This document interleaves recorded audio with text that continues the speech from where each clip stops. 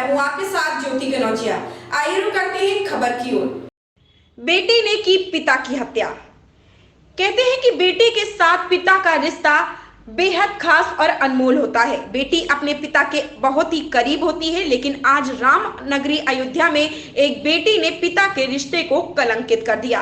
अवैध संबंधों में बाधक बन रहे पिता को बेटी ने अपने प्रेमी के साथ मिलकर उनका कत्ल कर दिया। मामला थाना पटरंगा के चक सरेठा गांव का है, जहां पर सुबह जब पिता चारपाई से नहीं उठे तो घर वाले परेशान हो गए और उनको चारपाई पर जब जगाया गया तो मालूम पड़ा कि उनकी मृत्यु हो गई है और उनके गले पर रगड़ के निशान पड़े हुए हैं। आनन फानन में गांव वालों ने पुलिस को सूचना दी। मौके पर पहुंची पुलिस ने जांच करते हुए पुत्री से पूछताछ की तो पुत्री टूट गई और हत्या की बात कबूल कर ली।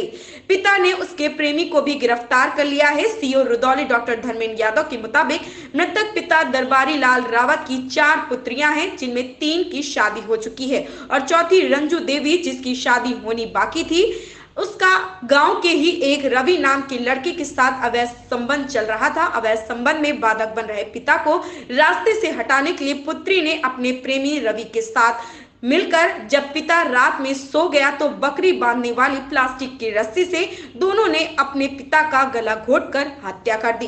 पुलिस ने हत्यारिन पुत्री व उसके प्रेमी रवि को गिरफ्तार कर लिया। कहते हैं कि हर घर में बेटियां पिता की लाडली होती हैं। वैसे भी अक्सर यही कहा जाता है कि बेटे माँ के करीब होते हैं, बेटियां अपने पिता के।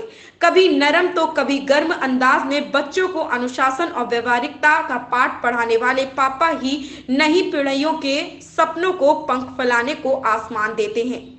इसी खुले आसमान में आज बेटियां बेहिचक उड़ान भरती हैं तो पिता को गर्व होता है, लेकिन जब यही बेटियां सब कुछ भूलकर शारीरिक सुख के लिए पिता की हत्या कर देती हैं तो पिता पुत्री की उन रिश्तों पर सवाल या निशान लग जाते हैं।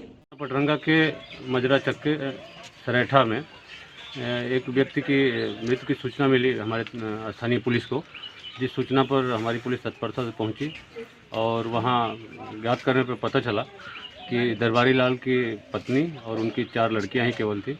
4 लड़कियों में 3 लड़कियों की शादी हो चुकी है और एक सबसे छोटी लड़की रंजू जो घर पे साथ में रहती थी।